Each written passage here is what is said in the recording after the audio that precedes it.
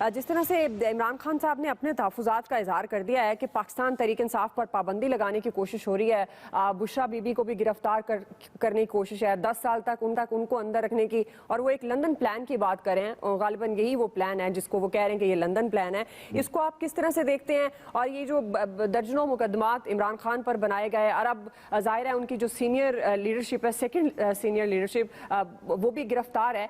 अब ये सारी सिचुएशन में आपके ख्याल में पाकिस्तान तहरीक इंसाफ कहाँ स्टैंड करेगी? इमरान खान का क्या लाहेअमल हो सकता है? एहतजाजी तहरीक की तो उन्होंने ऑल्दो कह दिया है कि उसकी तैयारी करें कारकुनान।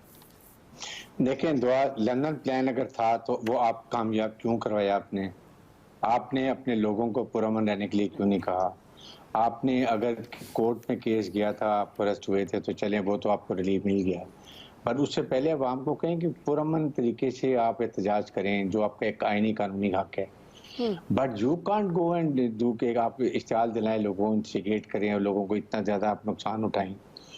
और उसके बाद सेकंड है कि इस वक्त भी बड़ा मौका है, इमरान खान साहब को आना चाहिए टीवी के एड्रेस में और आके माफ़ी मांगे, फौज से माफ़ी मांगे, अवाम से मांगे, पाकिस्तान के अवाम से माफ़ी मांगे कि ये गलती हुई है, मैंने आई नेवर मेंट इट और मेरे लोगों ने गलत बात की है। वो कहते हैं ये रिएक्शन बिल्कुल है। ब्रिगेड साहब, उन्होंने कहा कि ये रिएक्शन है, अगर दोबारा मुझे गिरफ्तार किया गया तो ये रद्द-ए-अमल दोबारा आ सकता है। रद्द-ए-अमल should be peaceful, but you can't have ये लड़ाई झगड़ा, दंगा फसाद, नुकसान इंस्टॉलेशन में ये करें ना, ये नहीं करें। आपका जो कानून आपको हक देता है वो जरूर करें, आपको कौन रोकता है? उसमें आप पहले भी जेलियां निकालते रहे, जलसे करते रहे, तो आपने कानून भी तोड़ा, तो अभी आप क्यों ऐसी बात कर रहे हैं? ये इनको कौम के सामने आके बात करनी चाहिए। जो शोहदा की इन्होंने बेहुरमती की है, एम आलम दुनिया के एकेडमी में उनकी पढ़ाई जाती है प्रोफेशनलिज्म, जिससे उन्होंने जहाज गिराए। कैप्टन शेर, कर्नल शेर, जिसको इंडियन कोर कमांडर ने एक्सेप्ट किया, कितना गैलेंट्री था वो, आप उसको देखें। फिर जीएचक्यू पे कभी हमला नहीं होता। ये चीजें भी यू शुड हैव रिग्रेट। कहीं तो बात करें आप, कहीं तो रिकनसाइल करें, कहीं तो आप रिकनल कोशिश करें, और फिर उसके बाद आप अनकंडीशनल कहें जी I am ready for dialogue with anyone. अवाम के इंटरेस्ट में हालात को नॉर्मलाइज करने के लिए मैं तैयार हूँ बैठने के लिए, मैं ज़ाती तौर पे तैयार हूँ। Let's sit down and work out for election. 1 महीना आगे पीछे, फाइंड सम सोल्यूशन। अपनी टीम बनानी है, बनाएं, लेकिन this is how you reconcile. I think this is maybe this should be last chance before their party gets into trouble. आज बिलावल भुट्टो ने भी ये बात की है, वो जमहूरी पार्टी है, वो भी कह रहे हैं कि हम ये निकालनी चाहिए। आई थिंक ये ऑप्शन है इमरान खान के पास, and then he is the right जज। जी अयाज साहब, देखें, मुमकिन है इमरान खान के सारे खदशात दुरुस्त साबित हों और जिस तरह से वो कह रहे हैं उसी तरह से हो। शायद पॉलिसी मेकर्स ये सोचे होंगे कि ये मुस्तकिल हल हो जाएगा इससे मसला। अब मुझे नहीं लगता। मैंने आपसे पहले भी कहा था कि बिल्कुल रियासत की ताकत के सामने नहीं ठहरा जा सकता, और रियासत काबू पा लिया करती है मसाइल पे, और काबू पाना चाहिए। रियासतों को इतना कमज़ोर नहीं होना चाहिए कि कोई मामला हाथ से निकल जाए, लेकिन उस दौरान जो डैमेज हो जाता है वो बहुत ज़्यादा हो जाता है। हर खराबी के बाद एक नई, उसमें ये इम्कान होता है कि वो खराबी पहले से ज़्यादा होगी। इसलिए जब भी रियासतों पे ऐसे मामलात आते हैं तो बड़े सोच समझ के फैसले करने चाहिए, बिल्कुल करने चाहिए, क्योंकि आप मुकदमा दर मुकदमा बनाते जाएं। अभी देखें बहुत सी चीज़ें, बड़ा अच्छा हुआ कि इस दौरान आपने सोशल मीडिया पे पाबंदी लगा दी, वो लोगों का और अपना गवर्नमेंट का अरबों रुपए का नुकसान आपने बड़ा अलहदा कर दिया, बिल्कुल ठीक है। लेकिन हम क्यों नहीं सीखते तारीख से सबक? मतलब आपको ये बहुत पहले इन मीडिया, सोशल मीडिया को रेगुलराइज कर लेना चाहिए था। चीजों को आप उसके मुताबिक कर लेते कि उससे आगे चीजें ना जा सकती, क्योंकि अब वो तो मामला नहीं है ना, मैं यहाँ बैठ के अगर कुछ कर रहा हूँ तो मैं पकड़ा जाऊंगा, आप मतलब आगे ले जाएंगे मुझे। एक बंदा यूरोप में बैठ के या अमेरिका में या कहीं और बैठ के कर रहा है, को मामला चला रहा है वो सोशल मीडिया पे, उसको आप नहीं पकड़ सकते।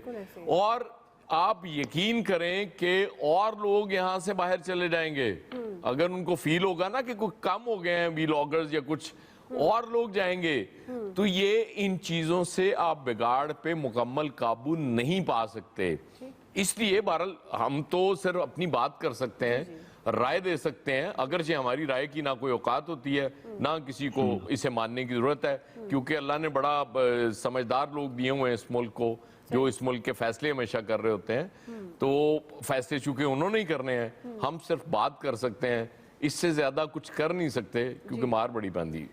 عامر صاحب، عامر صاحب دیکھیں جی، پاکستان میں فیصلہ سازی کے حوالے سے اعلیٰ ترین فورم تو نیشنل سیکورٹی کمیٹی ہے جو کل میٹنگ ہونے جا رہی ہے۔ میرا خیال ہے اس میں تمام رپورٹس، ظاہر انٹیلیجنس کے چیف اس میں موجود ہوتے ہیں، کافی فیصلے سوچ سمجھ کے کر لیے جائیں گے امپلیمنٹیشن کے لیے، کیونکہ رپورٹس تو اکٹھی ہو گئی ہیں کہ کس نے کیا کردار ادا کیا تھا، کس نے انگیخت کیا تھا، جیسے آرمی چیف نے کہا تھا اکسایا کس نے، پالیسی پلاننگ کس نے کی، اور کیا کیا کام ہوا۔ جو میں پچھلی دفعہ کہہ رہا تھا کہ وہ آج عمران خان صاحب نے بھی دو اپنی ہمشیرہ کی اور یاسمین راشد کی ٹویٹ کی ہیں کہ جی دیکھیں وہ لوگوں کو نکال رہی تھی، بالکل ٹھیک ہے، لیکن اس سے پہلا حصہ یاسمین راشد کا وہ سب نے پہلے دیکھا ہے کہ وہ لے کے گئی ہیں۔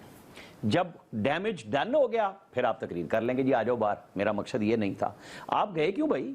آپ نے مظاہرہ کرنا ہے نا، لبرٹی تھی آپ کرتے، آپ کنٹونمنٹ میں گھسے تو پلاننگ تھی نا کوئی، کیوں تھا کہ آپ پورے پاکستان میں آپ میاں والی کے بیس میں گھس گئے، آپ سرگودا کے بیس کی طرف چل پڑے، جہاں علامتیں تھی جو جیسے بریگیڈیئر صاحب نے کہیں کہ وہ جو پی ایف کے جہاز لگے ہوئے تھے وہ کس لیے لگے ہوئے تھے؟ وہ لوگوں کے اندر ایک مورال بوسٹنگ کے لیے ہوتی ہیں کہ جی یہ ہے ہماری قوم، ہم ہیں، اس میں بچے بھی جاتے ہیں، میوزیم میں بھی جاتے ہیں، آپ نے ٹارگٹ کیا اس کو۔ آپ اتنی آسانی سے اس سب کو نہیں کر سکتے کہ آپ مذمت بھی کر دیں، ایک تو آپ کر ہی نہیں رہے، ببانگ دہل کہہ رہے ہیں کہ مجھے کیا پتا، اور مجھے پکڑو گے تو دوبارہ ہوگا تو کون کنٹرول کرے گا۔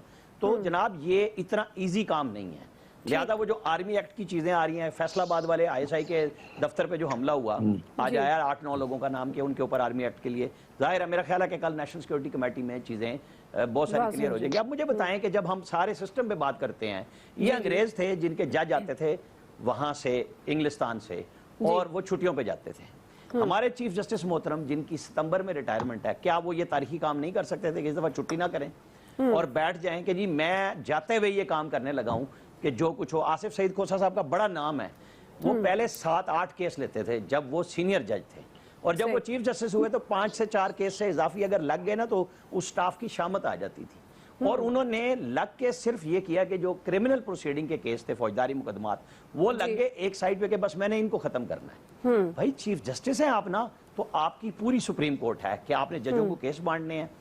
ہم یہ کیوں نہیں ہے کہ بھائی آپ اگر انصاف دینے لگیں، یہ بڑے سارے کیسز آپ بینچ بٹھائیں، فل کورٹ بنائیں، آپ اضافی ٹائم لگائیں نا حضور۔ یہ کس کی نصیب ہوتا ہے کہ آپ سپریم کورٹ کے جج ہوں، آپ چیف جسٹس آف پاکستان ہوں، آپ چھٹیاں کیوں کر رہے ہیں؟ آپ تو پاکستان سے باہر بھی نہیں گئے، لوگوں کے خدشات تھے کہ قاضی فائد عیسیٰ قائم مقام چیف جسٹس بن جائیں گے، ٹھیک ہے آپ نہیں گئے تو اب چھٹیاں کیوں؟ مطلب یہ مثالیں دینی پڑیں گی کہ جب آپ نصیحت کرتے ہیں کہ جناب سارے بیٹھ جائیں، یہ آگ لگی ہوئی ہے، وہ خواجہ آصف نے کہا جناب نے اکسایا لوگوں کو کہ آپ نے سہولت دی ہے، وہ یہ ابھی دونوں کی ٹویٹ پہ چل رہی ہیں چیزیں میں دیکھ رہا تھا۔ مطلب آپ مجھے بتائیں کہ ہم بحیثیت قوم کھڑے کہاں ہیں؟ یہ جہاں جتنے بڑے ہیں اتنے چھوٹے ہو گئے، کیوں؟